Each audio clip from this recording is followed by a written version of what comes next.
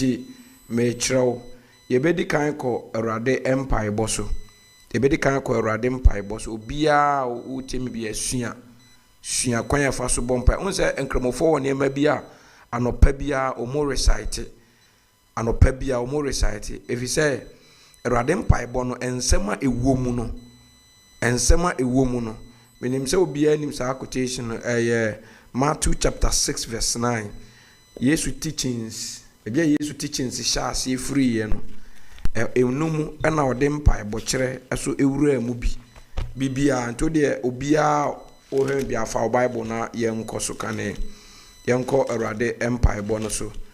yenyine one after the other nti unya bonko todwe na oda Awurade asiwie afi na wako Awurade empire bo no so wakan one after the other ikuratumi enye kasatenten asembia ikuratumi pa ebacho obia mie ne Bible na yenko ose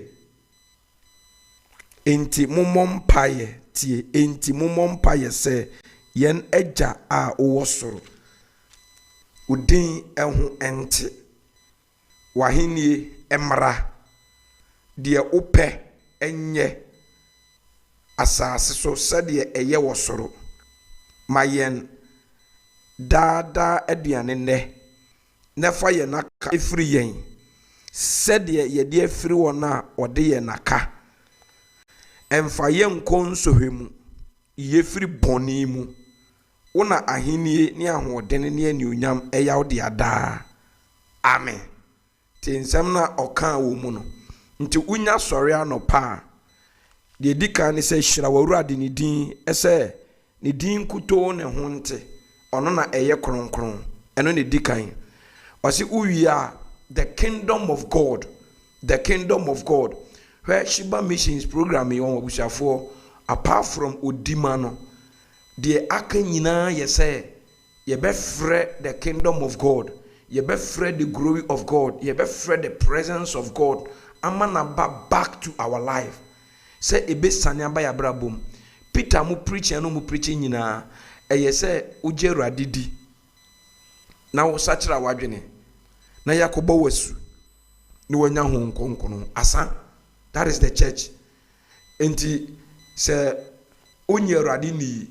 ona waje Awurade adi na ho nkonkono wo ho ma wo mo. Enti se wonni ho nkonkono a wonni hwe abusuafo. Enti se there was a time Peter preachi na ho nkonkono hwe agu nipa so. There was time obompa ye mabim na ho nkonkono hwe agu nipa so. There was a time John the Baptist ebo Yesu asuwa na ho nkonkono hwe agu ne so. There was a time apostles so no ekotwen ye ene hwiegu won so enti through preaching onim se biribi beba nipa bedoso ewiase nipa ntem betete enti betuma ba se through preaching na yeguso ye preaching na wo ho kwan se ho nkonkron tim hwiegu so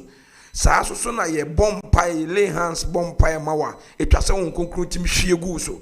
afi so o settle ho apart o consecrate ho e wo fasten mpa bom so ekotwen Awurade anim so eno so wo ho kwan se wo konkro timi hwiegu so afibia 21 days ayeye course sesia oboase the feast of Pentecost last day no wo konkro timi hwiegu ni paso adanse a masofu dem nyina ye me den se obi beka se sofo enamusa so ma menya ho konkro enamusa so ma me kankasa foforo. That is the work. Enti saa kwan enan we mu bia ho konkro timi efa so hwiegu so enti wo sori anopa bia na wo bo Awurade wahenie mra. You are calling for the presence of God. You are calling for the Holy Spirit to descend. The kingdom of God na ose emra da no eye Holy Spirit ho konkro ho asem na woka eno so ne ade a eye japade eno ne ade a church no eye ya desoa ene ye bed na wo se u preach a obi frɛ ka kyerɛ se waje Awurade adi obi ka kyerɛ se wa receive ho konkro de yem de kra wo Bible mu ye se Peter gusu preaching na all of a sudden na ohwie gu Cornelius fie eno ne ade a church ehia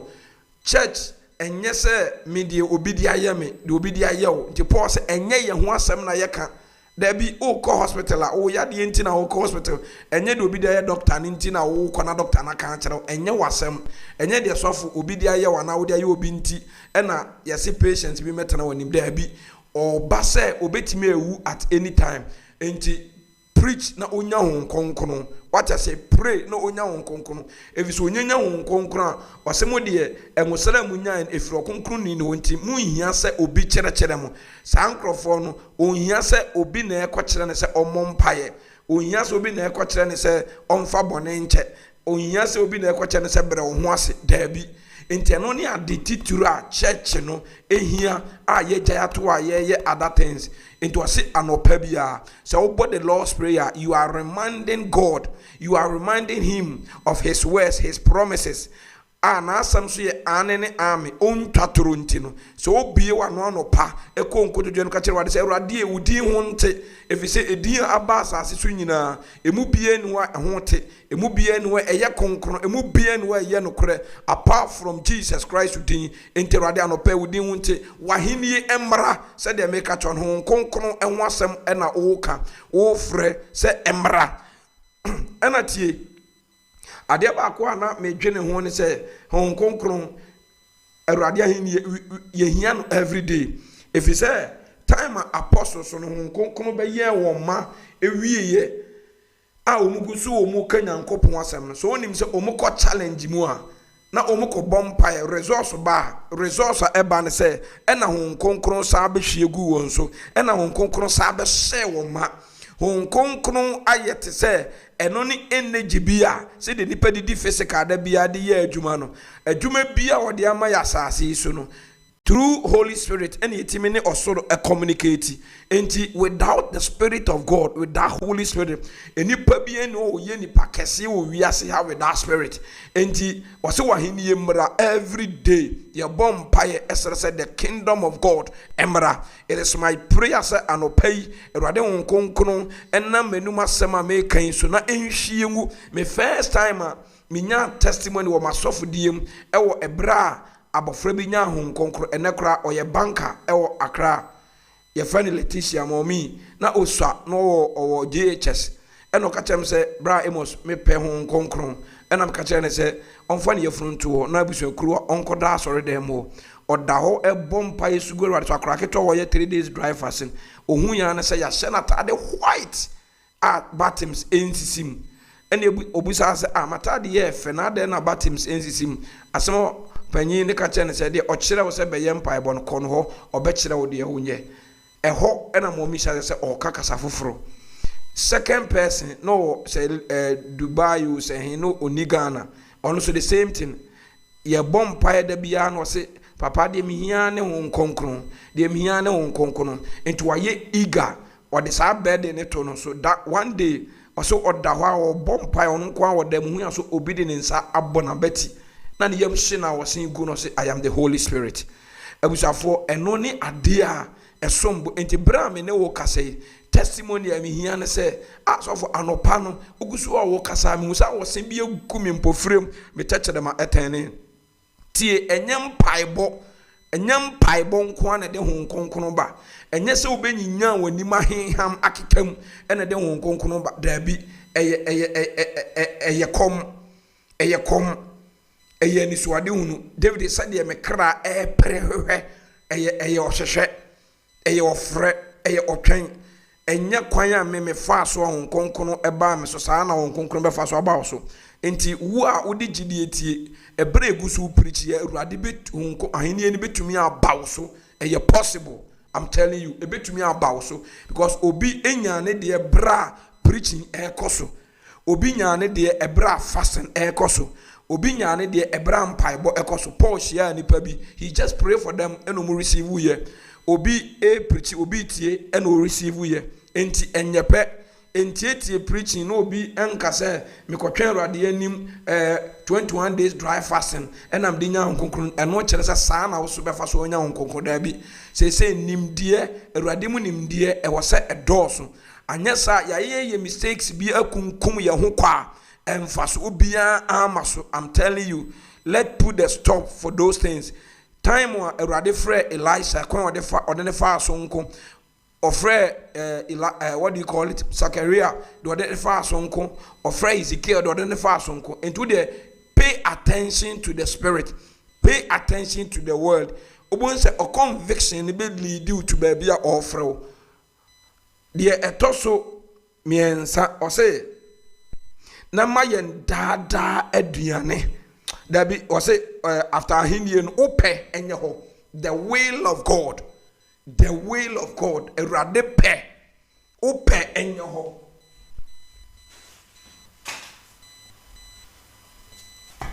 Ope enyeho.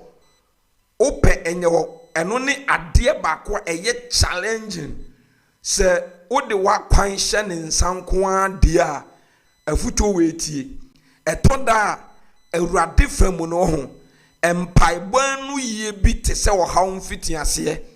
Erade pebi eluku shame bad ewo nipa ni so efise openye ho eya asema emu du Yesu ko Getsemane no ose urade senka ebetumi a ti asem ni yo enka masakru we ensame ho owie no ose enya me pen me de kan asem yo nemum ope enye ho papa Mr. Enti anopabia pray and seek for grace to handle, to live, to go with the will of God. Because enye erade pe enye easy.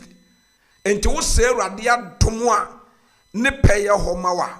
Ubetumi die to anamon. Erade pe is not easy at all. Enti the will of God kill the desires of our flesh. Erade pe ekum yen kasa yepe.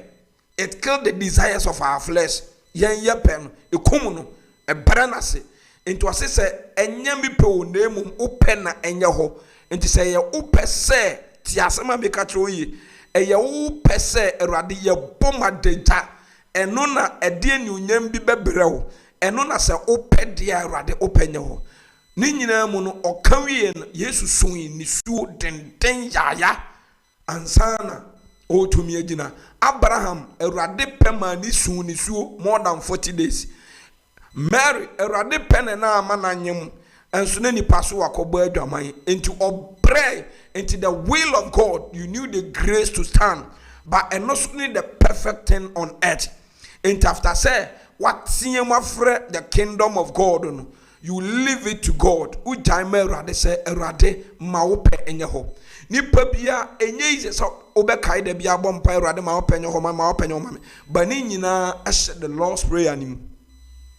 a waboa no aye ne baako ni nyina ahyem enti say o recite no every morning bia the Lord's prayer no, the will of God a part of it, a be connected to your life, a be lead you life na edi wako. I pray says our grace insane wo so na wuntumi handle the will of God. God bless you. The etoso bi me tro de ntie hia say obo urade mpaye anopa bia ubetima bon 3 times a day anopa wi anwumre fa ne set tablet. Our heavenly Father who acts in heaven, hallowed be thy name. Thy kingdom come, thy will be done on earth as it is in heaven. Give us this day our daily bread, and forgive us our trespasses as we forgive those who trespass against us. And lead us not into temptation, but deliver us from evil. For thine is the kingdom, the power, and the glory forever and ever, every day. Enti uwie erade peno wa committee ewia then na wa jump to daily bread. Mayen dada aduane. Daily bread ejina niema mienu so. Erade asem eye aduane. Ena physical food eso ye aduane. Enti wasoli de wubedi, de wubehye, de wubenom, de odu tibeto, ose eye ne dadwene. Unya recite the Lord's prayer ne pa abeka wabrabon tie ono na ekan ede wukọ baabi a obuafo wo unhira wo waduane wo ekwan obefa so provide o abusuafo meka tro say yesum awurade a otease, yesum awurade a oye no kwafo ono ena ohye eyetie ohye ema adwene di sika epie physical adwene di sika epie physical ebre ne ba wa asase so ono no commande anene ema ne de aduane koma Elia wo sere so daily bread ono na ma obofo e de aduane ekoma Elia wo sere so sa papa no ene commande ma kunafo ehye nakoa eye possible enti daily bread ma yenda de aduane ofa Awurade asem na wokaya Awurade ma wo hinta sem foforo a hinta any Bible mu oda na di kire that is daily bread enti o say mumma aduane ntana me fie da bia he's talking about unyankopon asem any physical food ni mienu nyina mumma ntana me fie da bia enti o jampo mba ma ye dada aduane anopai me mpai bone se obi biara anopai ya soli unie ni da so no se wa recite this prayer there it is possible for you say Awurade obefidi wonsoso ono na Psalm 78 Bible say Israel for dru sere so wo ho kyere won na otia mu frɛ no no Bible so obowura asoro na okofa etumfu aduane e de bre ni power asase so e ma wo mudiye eye possible enti ufri mayenda da aduane a na ode waba fayenaka efri yen sede ye de wona ode yaka efri wono osire Awurade da bia se unnim wa kwan mu de oye no edanim nyina bone a unnim ni de unnim je nipanim se eye bone de nim se enye bone nti every day you beg and seek for the blood, the cleansing of the blood of Jesus, and you confess every day. You expose yourself to God. Who expose you? Echire umani hu how naked you are. Umani hu how weak you are. Umani hu how bad you are. Se ono na ye tenene, ono na ye nokre, ono na ye papa. Se omwa onhu mobo na onso mu. Umani hu na ojew efrim. Again, ufriwa na wajampu abase obi biara uwa semtia no ana ono wa semtia o se okai odi wa fori kwa fori buchia nanim na okai se obi wo bibi etia wa jawa fori body no eho neko nani nipa koro enkobom eno nti obi biara one wo asem obi biara wafom wo obi biara wakaseti oda wakaseti ano ose oma wonsa so na afi waje wo ho afrim na eno so Awurade nam so ne wayonkofa ayeye ofiri ho a na wajampokọ emfaye nkonsohem na emom yiye frim ti asem ni ye wode afi na obekom ye wode wakom awie ene ye wode ofrim enti minim ne miensa de wuginam ida se afi na obekon sohwenim ida se wakom awie na wakam ida se wakom apie emu de ehene ne science ose anopa bia akwanya bia wo bia osolepe eno so ehyem bi Awurade Father deliver us from evil but not into temptation every morning empire making empire kese ba untumi nchichemu moni nyina da bia nanso nya recite the Lord's prayer ne pa we nyina hyem Awurade jimi free aduane boni ensem jimi free ekwan boni ensem jimi free nipa boni ensem jimi free enkomo boni ensem the whole day nemum emfame nkom bia no wakotom awia empaibo wetumi yifuro se na yiye free ensohwem yiye mfrim nemum emfame nkom ti asem ni ye we ono ananum asem kwan wode ato ama me kire how to build your personal altar me kire how to build your personal altar every day enko kasa bebre empaibo eye kasa obi wa won motons obi hu ya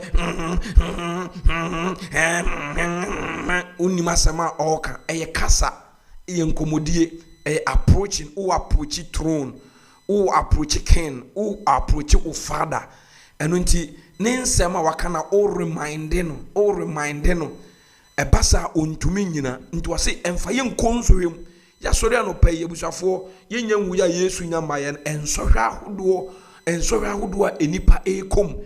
ensɔre ahodoɔ a enipa ekom ntanɔpɛ ensɔre bia asɛte before you aka one step no wakotom Awurade deliver you from it ɛna woso a wonya atom awie onja wo hɔ nkɔ nti cry for help also so on deliver you from it onyi wo mfirim nti ɛna no pay ɔse fa wakwan hyɛ Awurade nsa David say anopa na masiesie ama wo na mehwɛ wo kwan nti misra afei no waba so a almost 47 minutes ɛkɔ nti bebre etwam ubetima akọ YouTube no akoto aso wo ho me to aso kọ nti deliver me from evil but not into temptation into ono na o deliver nipa Colossians 1:13 was say he will deliver you from the power of darkness and transfer you to his beloved son, the kingdom of his beloved son. Transfer into Awurade nipa efrin so him anopa bia awasa wo recite say Awurade yimi free enso hwem na emame nkoka nso hwem abusafo ebia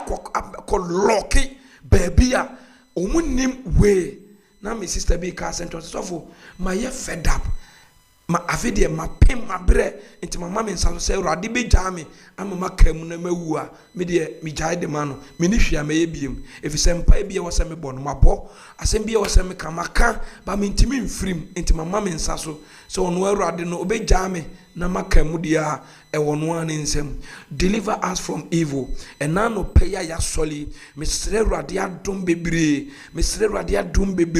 sɛ Awurade yanamɔn abusafo ye nanteɛ yeni o ka wo kɔforo enipa wo betwi ka no so ye hwan sɛ wakɔgye paa sɛ ɔmfa saa mogya ne nyinaa mra who knows aduane a wo kɔtɔ adi ɛne nipa ne nam gyegye nneɛma hodoɔ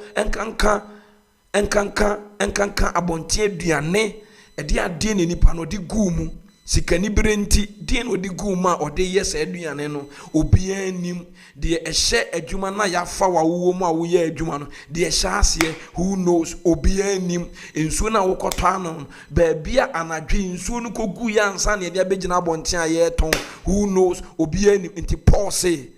Yesu na anum me de me pe Yesu anum asɛm ne kyɛ obi a o Paul say aduane a wo dwa so bia montoni nanso ye de nyame asɛm ne mpaebɔ ne te ho. That is the only way into mpae no wasole no pay enye ni nyina na betumi abo every seconds bia wontimi mo ntu sole no pa na wo lay foundation to the Lord's prayer no de mi boy ehyem bi nti aduane bone na wo kɔtɔ na de wo be konso obi aduane wo di ye de na kɔyade enso hwem ti asɛm ni ye obi aduane wo kɔdi ye de na kɔyade enso hwem enkomo bone bi obi kɔdi ye ɛfa ɔtenini bi ho ana asɛm ne nya no kran elidi ni tunsohwe kɛseɛ bi mu ti asɛm ne ye entwanto so obi de obi akoto nsohwe kɛseɛ bi mu ennɛ oye innocent but nanim emra no so asɛm ne yehum no kran no akodi be 1 month to prison mesre wa sɛ ɔma saade we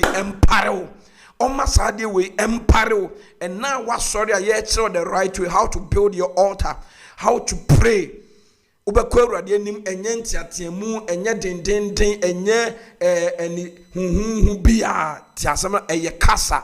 ene ntiase ene gidie ena ne Awurade de kasa se Awurade yimi firi nsohwemu emame nko nsohwemu anopa bia me toda me born 3 times etoda me born 3 times matwe audio ewo me kam Bible audio mitimi bossa Genesis to Revelation ehyem na ebo efi se Awurade asem eyi ojawo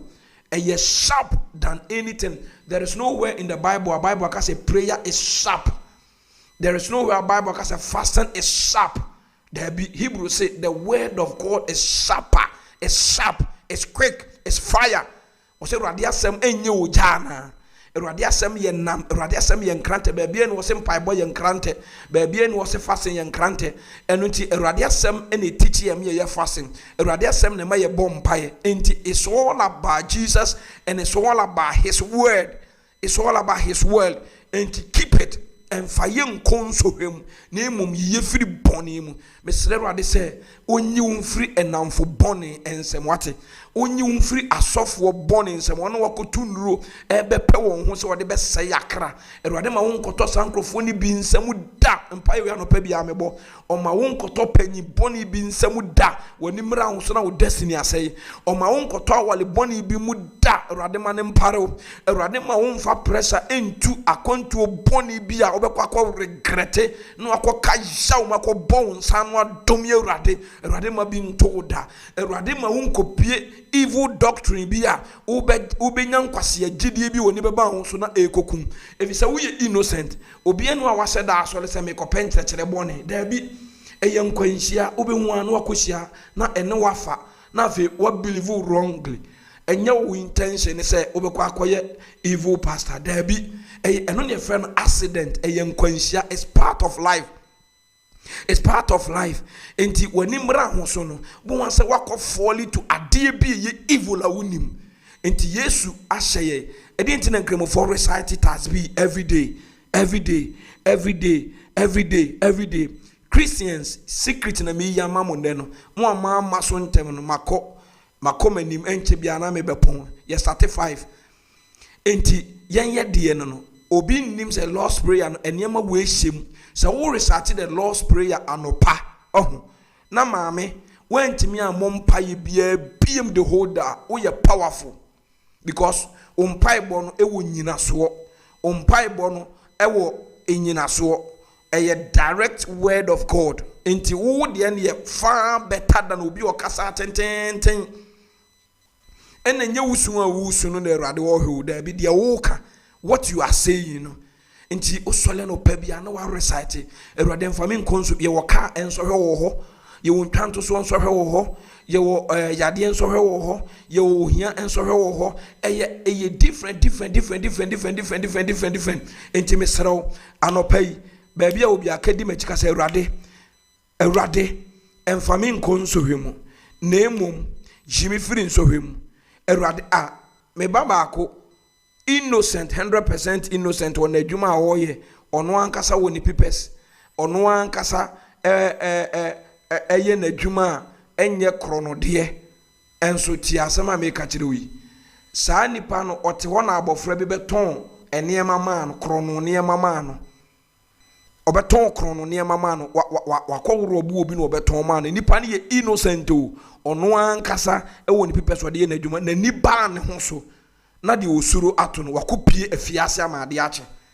we ne kan se typical ensowe wo se mo mompai no man konsom ye firi nsohwem enipa no obi amane wo de abesai no amana konsohwem enipa no so na wa waste time wa waste money se onka obedi hini wo ne kuromu a kasa 1 day prison na okoye ninti enka abono ensowe ni binu no ekani pa brabo nti Yesu kura bo bi se Awurade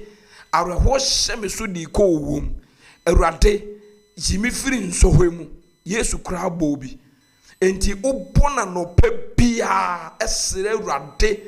enkwanhia unanwene hu unsusu ye ana muntie ma me ka secret bi nkyerɛ se wo nkwa on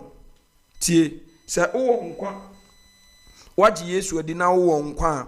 saa honam we ne yabu na tendada enti se wan hweye na wan hu hawa ubesia build o fellowship with God any o prayer life wa honam we no obetimi afko yaw bebere mu anso na wo nkwa muntie ne ye ubetumi ay obi a oyare physical enchese ne kra yare o physical body betumi ayare nso na wo nkwa je you die and go to heaven like what you call Lazarus ubewu akọ Awurade nkyɛn ɛwɔ yaw mu ɛna obi so bewu akọ wɔ anigye mu enti muntie after say wagye na di na wɔn kwan your soul is preserved but body na yɛde betena asase we so ɛno na ɔse every day enti ne yɛdwale da bia yɛtwitwe yɛse da bia yɛsi yɛnema da bia okuro ho onan mienu betimi atwitwa nso na wɔn kwagye wo the pain ɛna bɛkɔ heaven wo nkwa nso ne atwitwa onan ni wani Awurade ma ne mpale wo sɛ wo de anifra anifra yade eya wo de anifra na bɛkɔ heaven ɛno ne nsɔhwɛ no wiase nsɔhwɛ no cause wiase boni we mu ne wo ade a ebem wa domi Awurade ade a ebem wa kasa Awurade mponi ho ade a ebem wo nu ho ade a ebem wo bem pura ho onwa be kese wan kasa wo ho se de ntina wo ba wiase eno na anopa bia wo so sole a kokasa echense Awurade masoli o yimi firi nso hwem emfame nkonso hwem enti meduru verse 13 mo ama mantem na me pon ano verse 13 ose mfa yen konso me mum yiye firi enso hwem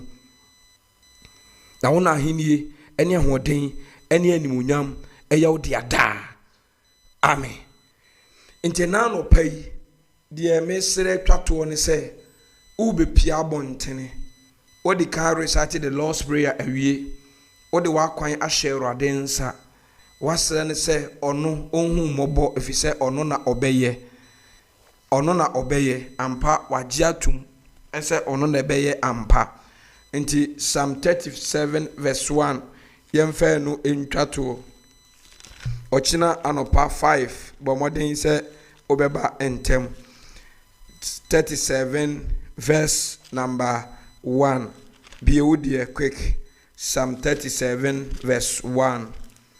or say and how ne boyefo nti tie ne ma obo en how amumuyofo ho erin ni dabi na watwa wona guse esere na wakusa se ewura mo no na wo de bata Awurade ho ye papa tena asase so dinukure ma wani nkan Awurade ho na wama wo de wakoma pe fa wakwan hye Awurade nsem na fa wo ho eto ne so na ono ena obeye fa wakwan hye Awurade nsem na fa wo ho eto ne so na ono na obeye in the name of Jesus Christ.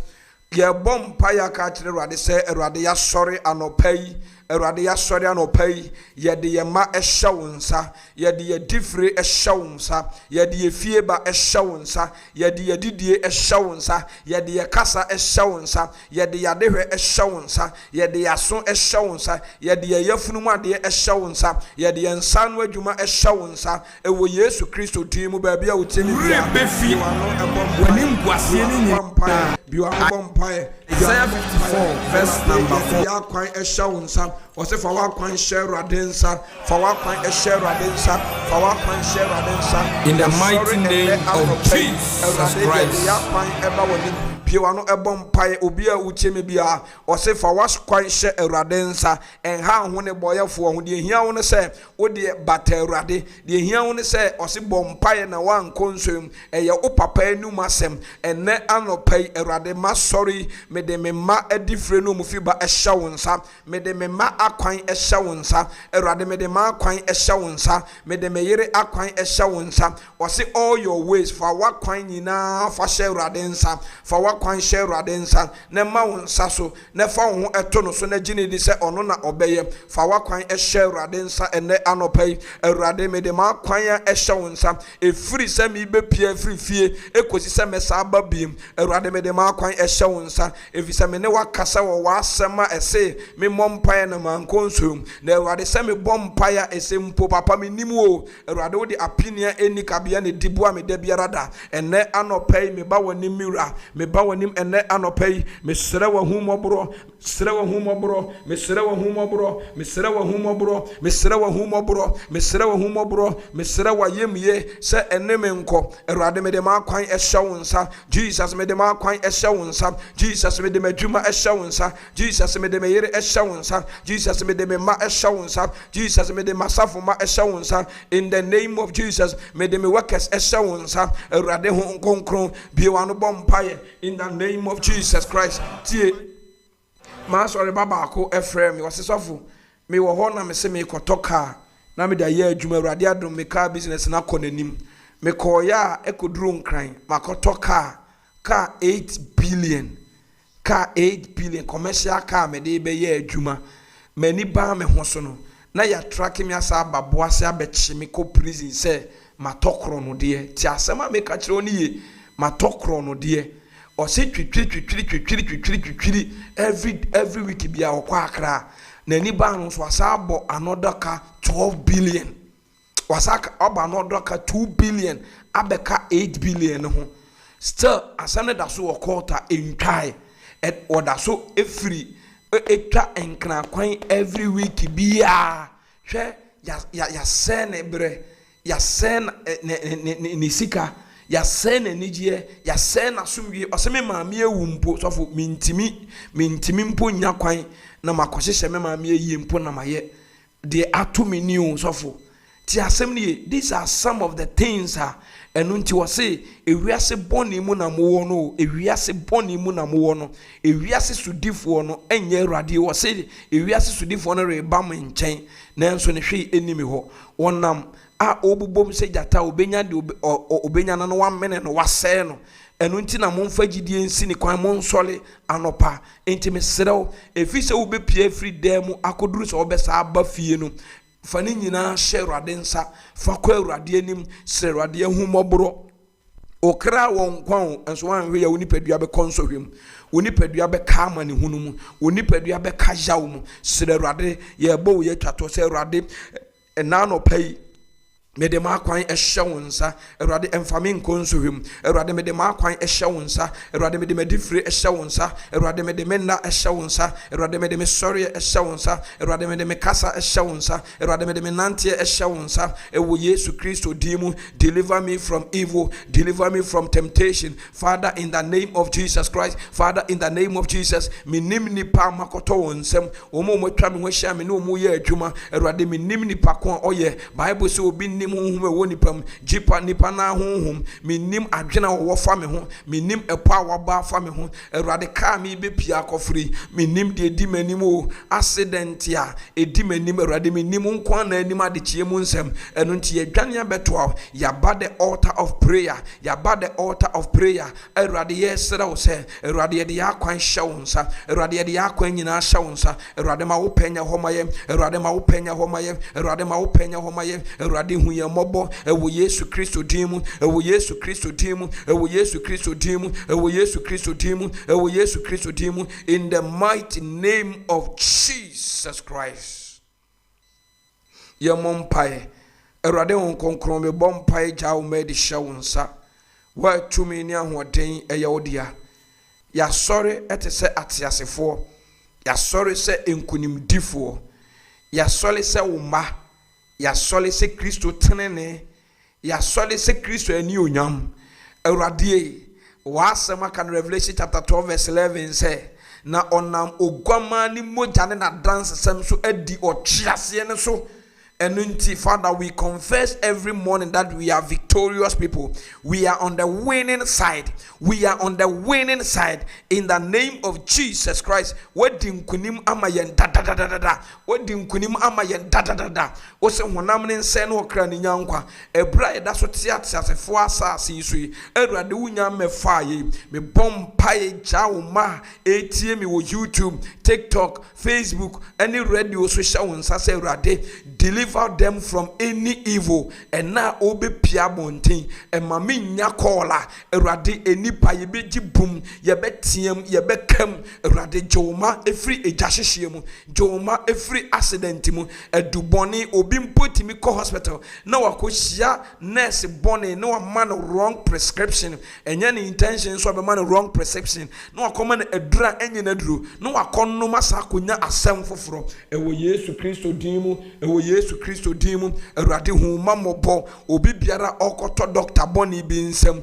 obi biara okoto nurse boni bi ensem obi biara okoto driver boni bi ensem erade hu konkron me bompa yesro se you mafri enkwanhie biara mu ewo Yesu Kristo dimu obi ebe disguising hu abewia uma ama omun se sifom erade enra na meka se obi adada obi amane de nisika akoye investment en nipa na bofom David say erade mesere wo emani hia mi pi na mankasa ntia ma anya sereserefo na emami nya mmoro sososo na mankasa nyame bi ni ho na emom mamedie de biara medie osrew ama wutie no erade mesere ahokyere ni ohia yade di nipa duru chiri yade di nipa piepie nyame foforo anim na nso aka Psalm 16 verse 4 say wona wodie nyame foforo achi no woma won yia mu dɔso erade yes mesrɛ Awurade ɛma wɔ hawa ebelidi ye to nyame foforo nsɛm ntoyɛ ɛma wɔ hawa ebelidi ye to bribe paying ntoyɛ ɛma wɔ hawa ɛbɛma yadome ye ho ne yadome ye Nyankopɔn ntoyɛ mesrɛ de ma wo ma ɛnɛ ɛma yɛdi ahyɛmu nyina de hyɛ wo nsa sɛ Awurade ɛbra ye pia koyi Awurade ye nim ye difre ne ye fiba wo ye nim ade kyie mu nsɛm nko na wo nim sima edi ye nim po ye nim de wom nko na wo nim Awurade e bompa ye pa wo kyɛw ye ba wo nim wo Awurade suro ne ahobrasem sɛ hu ye mmɔbɔ sɛ de wadɔ ye tie wo mɔbro ho ɛdɔ so nti Awurade be pa ye mbrato fa ye kɔ ne fa ye mbra e wo Jesus Christ din mu ɛna yasere ensi wo ye sɛ de esi wo kraye e wo ba bia wo hwɛ me na wo tie me firi e wo nyame agya nyame oba nyame wo nkonkro din mu amen.